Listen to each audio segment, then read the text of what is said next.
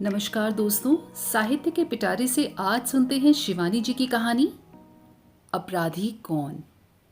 अमला बार बार बाहर आती और अपने सजे बंगले की अनूठी सज्जा देखकर स्वयं ही मुग्ध हो जाती। रंगीन नीली मध्यम रोशनी के लड्डू पेड़ की हर पत्ती पर जुगनू बने चमक रहे थे। शामियाने की रंगीन छाह में कई सोफे और कुर्सियां मंडलाकार घेरे में रखवाते श्याम बिहारी एक साथ कई निर्देशन देते किसी कुशल बैंड मास्टर की भांति हवा में दोनों हाथ उठा उठा कर गिरा रहे थे। अमला को पति की हड़बौंग देखकर हंसी आ गई। एक तो वैसे ही सामान्य सी घटना से उत्तेजित हो उठते थे, उस पर आज पहली पुत्री का विवाह था। वह पति से कहीं अधिक मात्रा में आश्वस्त हो बारात की प्रतीक्षा कर रही थी। आखिर घबराती भी क्यों? सभी कुछ तो दे रही थी कनक को। फ्रिज, रेडियोग्राम, फिएट और फिर एक तगड़ा सा चेक। बीसियों भूखी शेरनी सी माताओं के मुख से वह अपने भावी जामाता का पुष्ट ग्रास लुभावने दहेज के बूते पर ही तो छीन पाई थी। उसकी कनक सांवली थी, पर इस युग में क्या जामाता भावी पत्नी का रंग देखता है? उसे तो अब भावी ससुर के ओहदे का रंग ही अधिक आकर्षित करता है। जहां तक इसका प्रश्न था, श्याम बिहारी अपने ओहदे के चोखे रंग से किसी भी सुपात्र को चुंबक की भांति खींच सकते थे। एक तो वे कमिश्नर थे, उस पर आईसीएस। हम आईसीएस अब रीवा के अलभ्य सफेद शेरों की भांति अपनी वंश वृद्धि की क्षीण संभावनाओं के कारण अनमोल हो उठे हैं। ये प्राय ही हंसकर अमला से कहते रहते। आज तो उन्हें बात करने की भी फुर्सत नहीं थी। सुबह से जनवासे का ही प्रबंध देख रहे थे। नाऊ, तंबोली, धोबी सबके तंबू तन चुके थे और तीनों किसी अंतर्राष्ट्रीय प्रदर्शनी के से विभिन्न स्टॉल में खड़े अधिकारियों की ही तत्परता से मुस्कुराते खड़े थे। यह भी इस अनोखे युग का एक अनोखा रिवाज चल पड़ा था। आएंगे छैला बाराती बनकर, पर दर्जनों घड़े से निकाले गए सूट इस्त्री करवाने कन्या के पिता के यहाँ ही लाएंगे।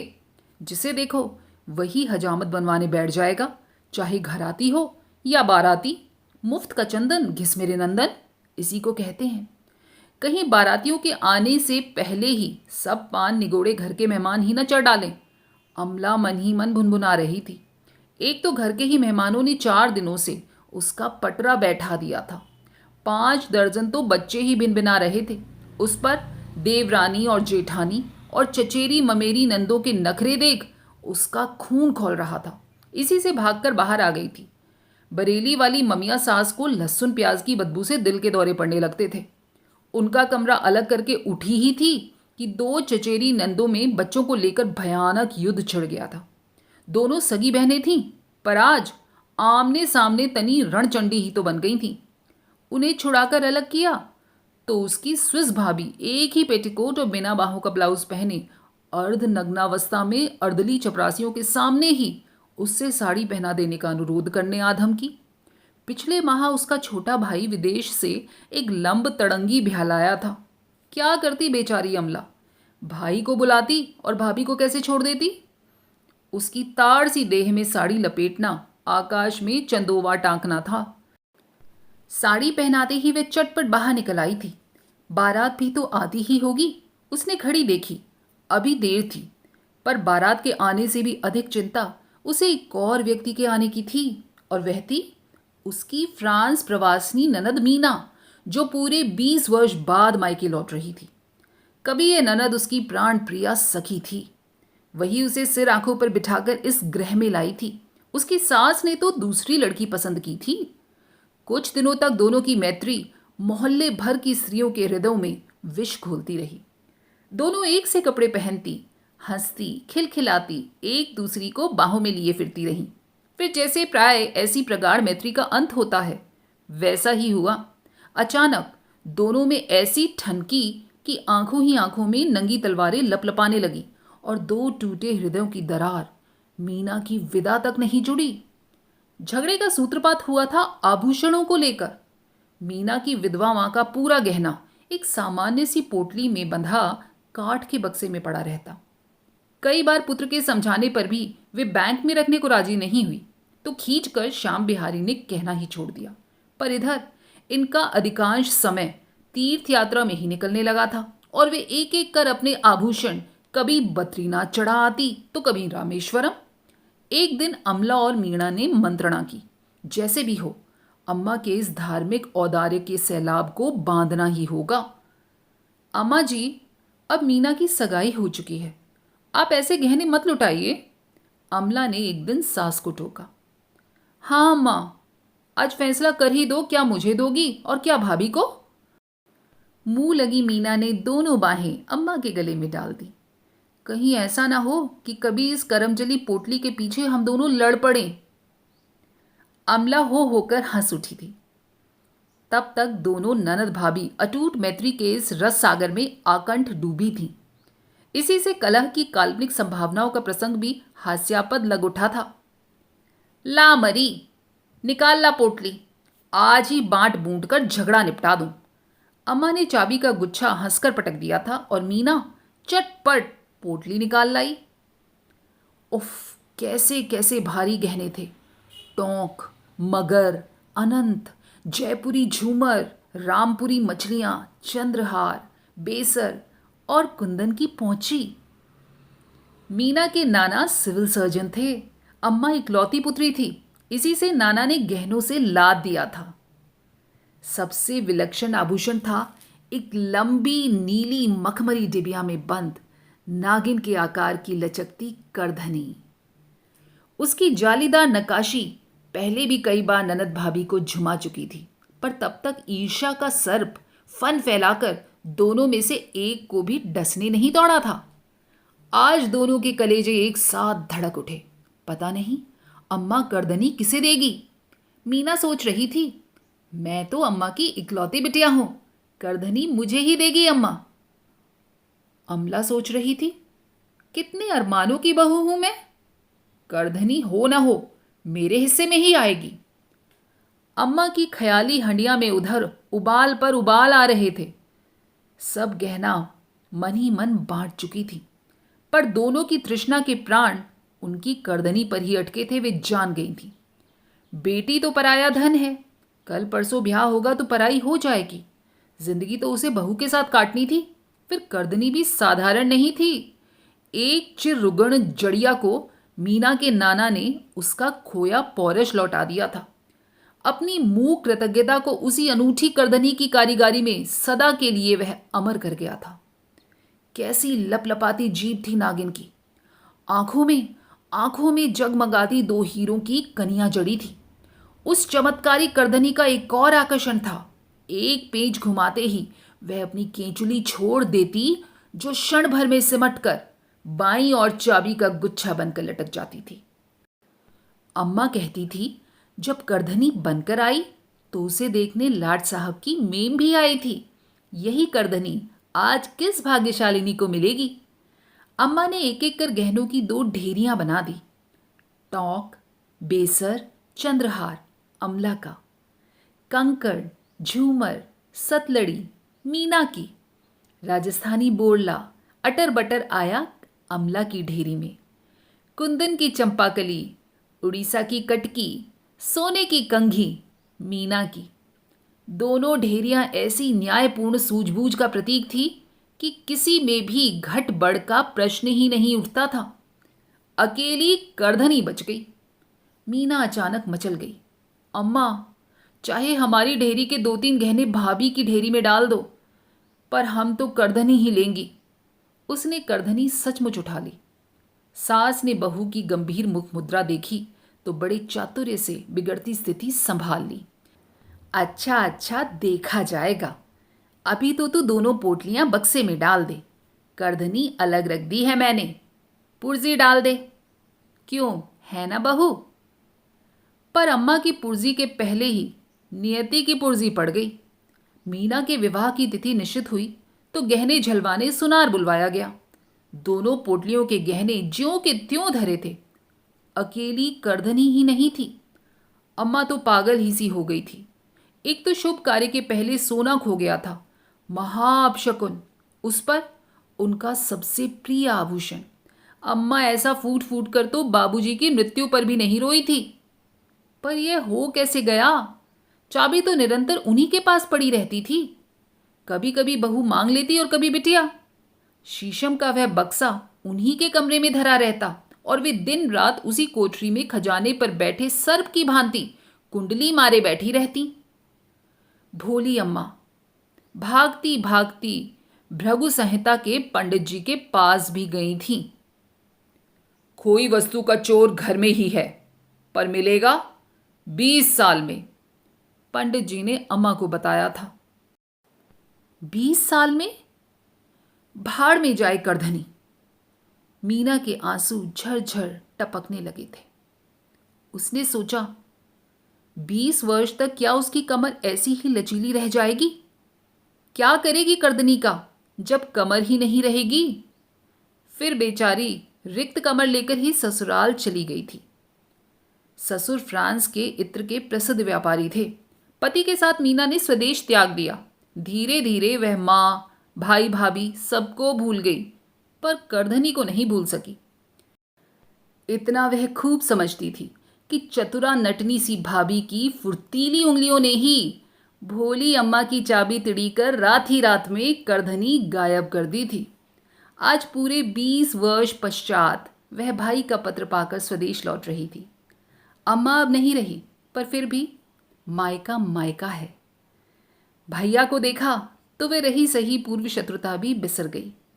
भैया ने मूछें रख ली थी, कनपटी के बाल सफ़ेद हो गए थे और क्षण भर को उसे लगा जैसे बाबूजी ही हंसते खड़े हो गए हैं। और मौसी, कितना बूढ़ी हो गई थी मौसी। सामने के 2 दांत टूट गए थे, ठीक जैसे अम्मा की पोपली हंसी का नक्शा फिर से उतार कर रख दिया था विधाता ने। वह तो आंसू ही नहीं रोक पाई। क्यों री मुनिया, दामाद को नहीं लाई? मौसी ने पूछा। अरे मौसी, उन्हें क्या अपने कारोबार से फुर्सत रहती है?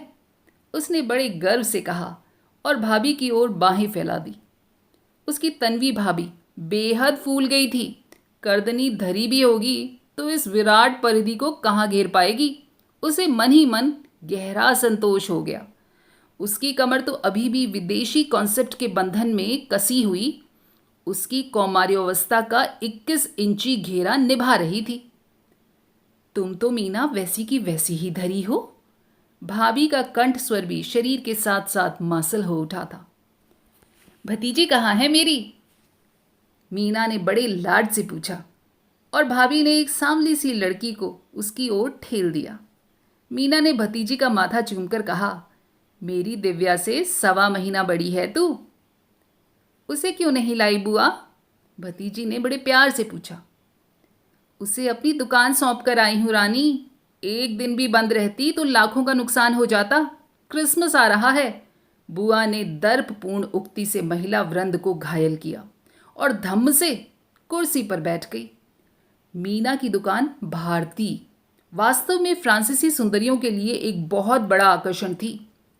भारतीय गहने, साड़ियाँ, आलता, नकली चोटियाँ, झूमर, यहाँ तक कि मांग भरने का सिंदूर और बिछुए का जोड़ा भी मिल सकता था वहाँ। कभी फ्रांस में इक्के दुक्के भारतीय विवाहों के लगन खुलते तो मीना की दुकान से ही सुहाग पट्टी जुटाती। काश अम्मा की करधनी होती तो वह टिकट लगाकर प्रदर्शनी से ही मालामाल हो जाती। ऐसी व्यावसायिक खटकेबाजी में उसकी कल्पना बेजोड़ थी। कुल जमा 3 दिन के लिए आई हूं भाभी। इधर तुम्हारी रानी विदा हुई और उधर मैं उड़ी फ्रांस को। अपने तीक्ष्ण रंगे नखों को उसने चिड़िया के उड़ जाने की मुद्रा में चमकाकर भतीजी को बुरी तरह प्रभावित कर दिया। जयमाला का समय हुआ तो अतिथियों की दृष्टि सलोनी दुल्हन के चेहरे पर टिकने के बजाय उसकी प्रौढ़ा बुआ की सांवली गर्दन पर जम गई। औरतों में कानाफूसी होने लगी, फुसफुसाहट के स्वर आने लगे। मीना एक अद्वितीय हीरो का हार पहने द्वार पर खड़ी मुस्कुरा रही थी। फुसफुसाहट तीव्र हो उठी। कैसे जगमगा रहे हैं! असली हैं क्या? हाँ, असली हीरे हैं। चल हट, विदेशी नकली हीरे भी ऐसे ही जगमगाते हैं। अरे पिछले साल मेरा छोटा भाई मॉन्ट्रियल से लाया था। नहीं नहीं, फ्रांस में इसके ससुर का लाखों का व्यापार है। इसकी तो दुकान भी है, अच्छी खासी चलती है। क्या बेचती है? ही ईर्ष्यालु स्त्रियों का अशिष्ट स्वर उनके कानों के पास ही सरक आया। पर उस जगमगाती बुलंद इमारत के सामने छोटे मोटे आभूषण पहने भड़कीली नारियों की आभा सहसा तुच्छ हो उठी, जैसे झोपड़ियों पर धरे दिए टिमटिमा रहे हों। क्यों री मुनिया, हार तो असली लगे है, 8-10 हजार का तो होगा ही। मौसी ने बड़ी ललक से हार के लोलक को हाथ में ले लिया था। 80 हजार का है मौसी, मीना ने कुछ ऊंचे ही स्वर में कहा। अपने दामी आभूषण का मूल्य बताने में क्या कभी कोई नारी चूकती है? फिर तो दूल्हे को देख ही कौन रहा था। आंखों ही आंखों में हार की आलोचना चल रही थी। कहा था ना मैंने, 80 हजार का है। उह, सूरत तो 125 की भी नहीं है। पर एक एक कर झोपड़ियों के टिमटिमाते दिए बुझ गए। बुलंद इमारत जगमगाती रही। दूसरे दिन बारात विदा हो गई और अतिथियों के बिस्तर बनने लगे। एक तो लड़की के विवाह की रौनक लड़की के विदाई के साथ ही विद्युत छटासी क्षण भर में ही लुप्त हो जाती है। उस पर गृह स्वामिनी भी अतिथियों को रोकने के मूड में नहीं थी। मीना ने भी भाभी के तुच्छ स्वभाव को परख लिया था। उसने जाने का प्रसंग उठाया तो अमला ने औपचारिक स्नेह की सामान्य दलीलें दी और फिर मान गई। बाजार से तुम्हारे लिए मेवे और ताज़ी मिठाई लेती आऊं, अमला ने कहा और झोला लेकर चली गई। तो मीना विवाह के भब्बड़ के बाद पहली बार घर में अकेली रह गई। जाने से पहले मायके की ममता और घनेरी हो आई। घूम घाम कर वह अम्मा का बचा कुचा सामान देख रही थी और स्मृतियों के पट खुलते जा रहे थे। बाबूजी की आराम कुर्सी, अम्मा का पीढ़ा, उसका बोर्डिंग का सहचर काला स्टील का बक्सा। सहसा वह ठिठक गई। शीशम का वही बक्सा जिसके अभेद्य ताले को बिना खोले ही किसी कुशल हुडनी ने करधनी गायब कर दी थी। बड़े लाड से उसने ताले को हाथ में लिया और न जाने किस ममता के अदृश्य स्पर्श से ताला खट से खुल गया। शायद बाजार जाने की हड़बड़ी में भाभी ठीक से बंद नहीं कर पाई थी। देखूं तो भाभी इसमें अब क्या रखती है। मीना ने दोनों हाथों से बक्से का भारी ढक्कन उठाया। पर क्या केवल इसी कौतूहल ने उसे प्रेरित किया? पुराना किनारी गोटा, टूटे फूटे प्लग और अम्मा का फुलवारी दुपट्टा। कैसी प्यारी प्यारी कस्तूरी की सी महक थी, ठीक अम्मा की देह परिमल की सी परिचित लपट। बड़े लाड से भावुकता के आवेश में उसने दुपट्टे को गालों से लगाने को उठाया तो एक भारी सी पोटली भी उसी के साथ साथ उठाई। उसका कलेजा उछलकर बाहर आ गया। वही चमक धमक और वे ही चमकती आंखें। अनुभवी हाथों के अनुभूत स्पर्श ने पेंच घुमाया। क्षण भर में सरपणी की केचुली चाबी का गुच्छा बनकर लटक गई। कुछ देर तक वह सोचती रही, फिर एक तड़प से करधनी लेकर उठ गई। काठ का बक्सा फिर ज्यों का त्यों ताला लटकाए निर्जीव बन गया। भाभी लौटी तो मीना अपनी साड़ियां तह कर रख रही थी। भोले चेहरे पर एक शिकन भी तो नहीं उभरी। हाय मीना, तुमने अभी से सामान बांध लिया? अमला ने पूछा और हाथ का बैग जमीन पर पटक ननद के गले में बाहें डाल धम से वहीं बैठ गई। हाय मत जाओ मीना, इतने सालों में तो लौटी हो, वे रुआन से स्वर में बोली। मन ही मन वह जानती थी कि ननद का एयर पैसेज भी बुक हो गया है और वह रुक नहीं सकती। इसी से वह दुलार भरा बनावटी आग्रह कर रही थी। मैं जानती हूं, उसने रुमाल से आंखें पूछी। तुम अभी भी हमसे रूठी हो। उस सड़बिल्ली करधनी का सत्यानाश हो जिसने हमें चीर कर धर दिया। तुम्हारे भैया की कसम खाकर कहती हूं मीना, मैंने उस हरामखोर महाराजन को रात को 2 बजे अम्मा के कमरे से निकलते अपनी आंखों से देखा था। सच भाभी? मीना को बड़ा आनंद आ रहा था। सांप का पैर आखिर सांप ही पहचानता है। फिर तुमने पकड़ क्यों नहीं लिया बज्जात को? हाय मेरा कलेजा तो तुम जानती हो, एकदम पिद्दी का है। सोचा, एक तो अम्मा के गौने में महाराजन आई थी, उतना मानती थी अम्मा, कहीं करधनी नहीं निकली तब। भाभी के चेहरे पर ऐसा बचपना खेलने लगा जैसे दूध के दांत भी न टूटे हों। हाय रे मेरी पिद्दी, मीना ने बड़े लाड से भाभी को बाहुपश में कस लिया। अब खबरदार जो उस करधनी का नाम लिया, मुझसे बुरी कोई नहीं होगी। हाँ, सामान बांध लूं, फिर रात को खूब आराम से बात करेंगे। करधनी सबसे नीचे धरी फ्रेंच शिफॉन की साड़ी के नीचे हीरों के हार के साथ कुंडली मारे पड़ी थी। उस रात को 12 बजे तक ननद भाभी बतियाती रही। हार सहेज कर रख दिया है ना मीना? कहीं बटुए में ही धरकर तो नहीं भूल गई? बड़ी लापरवाह हो तुम, भाभी ने पूछा तो मीना अंधेरे ही अंधेरे में मुंह फेर कर मुस्कुरा दी। हाँ भाभी, वह तो मैंने कल ही सूटकेस में बंद कर दिया था। मैं तो आज तुम्हारे ही साथ सोऊंगी, पता नहीं फिर कब मिलना हो। वह कूद कर मीना के साथ लिपट गई। सुबह उठी तो भाभी उठकर उसके साथ धरी जाने वाली पकवानों की टोकरी सजा रही थी। भाई भाभी दोनों उसके साथ स्टेशन भी आए, पर तीनों ऐसे ठीक समय पर पहुंचे कि सामान लगाते ही गार्ड ने झंडी हिला दी। बड़ी हड़बड़ी में मीना द्वार पकड़कर ही खड़ी हो गई। अपने वातानुकूलित डब्बे में वह अकेली थी। दामी चीज लेकर सफर कर रही हो मीना, सूटकेस को सिराने ही धर लेना। भाभी उसके पास ही आकर फुसफुसाई तो मीना का चित्त पश्चाताप से खिन्न हो गया। कितनी नीच थी वह। 20 वर्ष पहले भाभी ने उसकी गर्दन पर छुरी फेरी थी और आज वह उसकी जघन्य अपराध को दोहरा रही है। अब तो उसके जी में आ रहा था वह करदनी निकालकर भैया भाभी के चरणों में लोट अपना अपराध स्वीकार कर ले। विदा की वेला पुनः अम्लान हो उठेगी, पर गाड़ी स्टेशन छोड़ रही थी। किसी भी भावुकता के लिए अब कोई समय नहीं था। भाई और भाभी की आंखें गीली हो आई थी। अमला बुरी तरह नाक झिझोड़ती सिसक रही थी। मीना भी अब अपने को नहीं रोक सकी और बच्चों की भांति सुबक उठी। 1 घंटे बाद तूफान मेल धड़धड़ाती पटरियों का कलेजा रौंदती चली जा रही थी और मीना दोनों हाथों से माथा पकड़े शून्य दृष्टि से अपने चारों ओर बिखरे साड़ियों के अंबार को अविश्वास से देख रही थी। वह बार बार एक एक साड़ी को झटक रही थी। यही क्रम वह पिछले 1 घंटे से 20 बार दोहरा चुकी थी।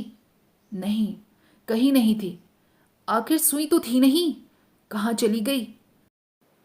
रात भर भाभी उसे गलबैयों में घेर कर सोई थी।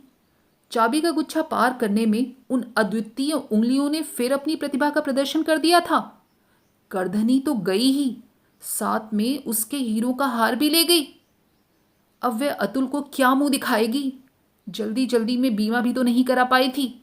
फिर मायके में गहने की चोरी, क्या कुछ कम लज्जास्पद घटना है? अब क्या करे? क्या फिर मायके लौट जाए? क्या कहेगी भाभी से? यही ना कि भाभी तुमने मेरे हीरों का हार चुरा लिया। पर भाभी तो पलटकर जिन्ना का घातक प्रहार सिद्ध कर सकती थी। मीना, तुम क्या मेरी करदनी चुराकर नहीं भागी? उसके हीरे के हार का केवल लोलक ही बेचने पर भाभी के पूरे खानदान की बेटियां ब्याही जा सकती थीं। हाय, कितने छोटे अपराध की कितनी बड़ी सजा दे गई भाभी। दोस्तों, कैसी लगी ये शिवानी जी की कहानी अपराधी कौन? कमेंट करके ज़रूर बताइएगा। और अगर पसंद आई हो तो प्लीज़ लाइक, शेयर और सब्सक्राइब करने में कंजूसी मत कीजिएगा। फिर मिलेंगे अगली बार एक नई कहानी के साथ। तब तक अपना और अपनों का खूब सारा ढेरों ख्याल रखिए। स्वस्थ रहिए, मस्त रहिए। नमस्कार।